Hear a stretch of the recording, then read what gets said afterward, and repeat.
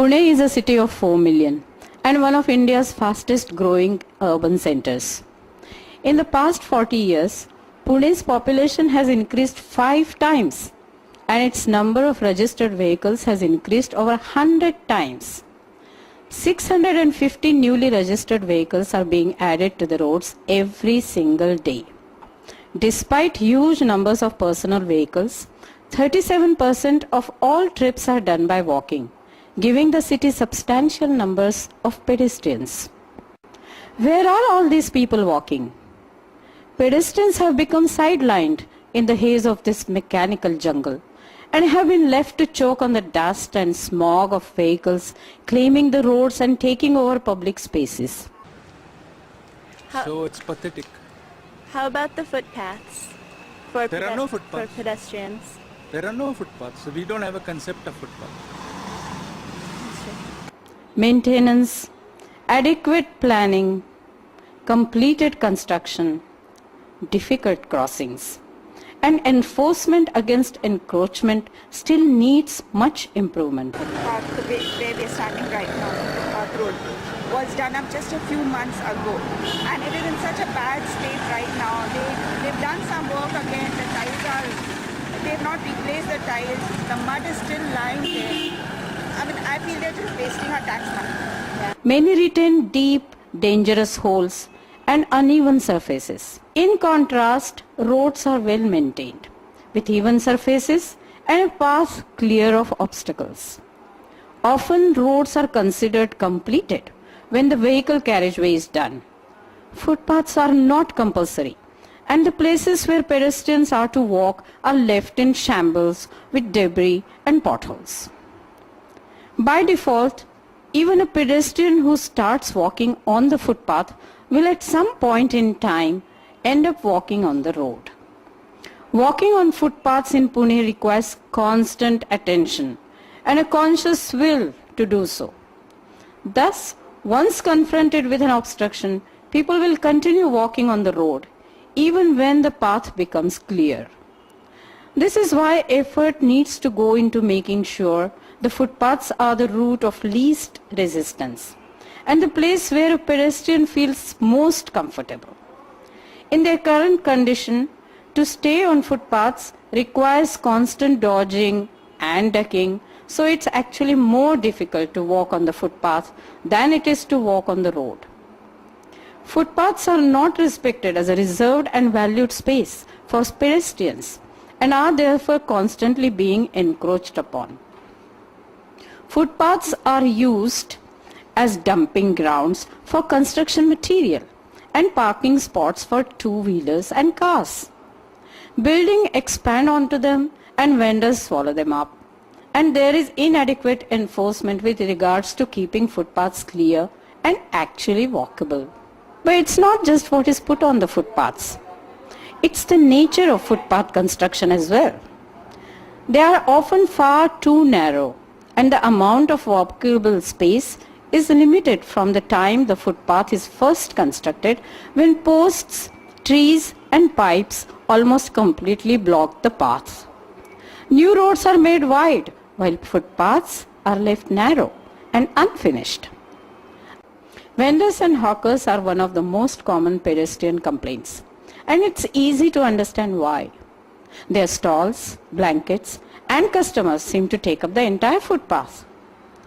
These footpath traders who are sitting on the road for selling products, they should be given some special area for selling their product. Otherwise they will encroach on the roads. Wherever there is space available, they put their stalls, and it will be a lot of inconvenience to the pedestrians to walk on the footpaths. Small-scale vendors have been around since long before vehicles came to be. They are part of life in India, and it's a means to a livelihood and sustenance for many families. People buy their products and their services, and they are valuable to society. Walkable footpaths and street vendors can coexist. City planning just needs to take them into account. But one of the most important arguments for the improvement of footpaths in Pune is safety. One of the biggest concerns for pedestrian safety is crossings. With the absence of regular and well-defined pedestrian crossings, pedestrians cross the roads whenever they can and wherever they can. Even at stoplights, traffic is impatient and vehicles will burst forward regardless of the signal. Pedestrians don't have a clear way of knowing when the light will change, and when it does, the vehicles accelerate without watching out for pedestrians. Walking gets considerably more dangerous at night. Darkness causes reduced visibility for motorists and pedestrians alike. Traffic drives as recklessly at night as it does during the day. And not all vehicles have working lights, so it is additionally difficult to see who is coming. Therefore, crossing the road becomes even more risky. No lighting for footpaths makes walking on them at night many times more treacherous.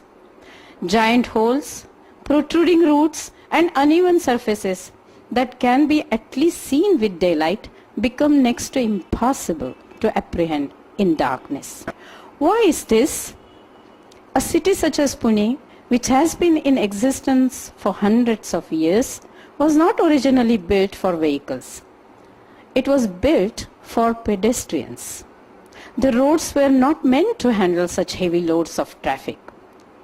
Although there is no denying that motorized transport is here to stay, is that any reason why people should be marginalized in their own habitat? Should vehicles be allowed everywhere? What is to be gained by a system that puts all people, especially the young and the old, in danger? The pedestrian is last in the hierarchy of Pune's roads, where those who are biggest and loudest drive recklessly and retain control, leaving the smallest and the weakest to jump aside. Shouldn't this attitude be reversed? Shouldn't all inhabitants be treated as equals, no matter what their mode of transport? Enrique Peñalosa said, "The more a city is made to accommodate motor vehicles, the less respectful of human dignity it becomes, and the more acute the differences in quality of life between upper income and lower income groups. Children, the old, handicapped, and vulnerable populations are particularly alienated by increasing motorization and the processes that come with it." If a city is to be built around people, then spaces should be created where people can walk in peace and safety. They should be able to walk together and talk without having to shout. And they should be able to look at one another, not at brakes or poles or machinery. Pune has the capacity to create spaces for people away from vehicles, and its future development should recognize the importance of people in its landscape. By nature, we are all pedestrians, and being able to walk in peace is fundamental to a city's happiness.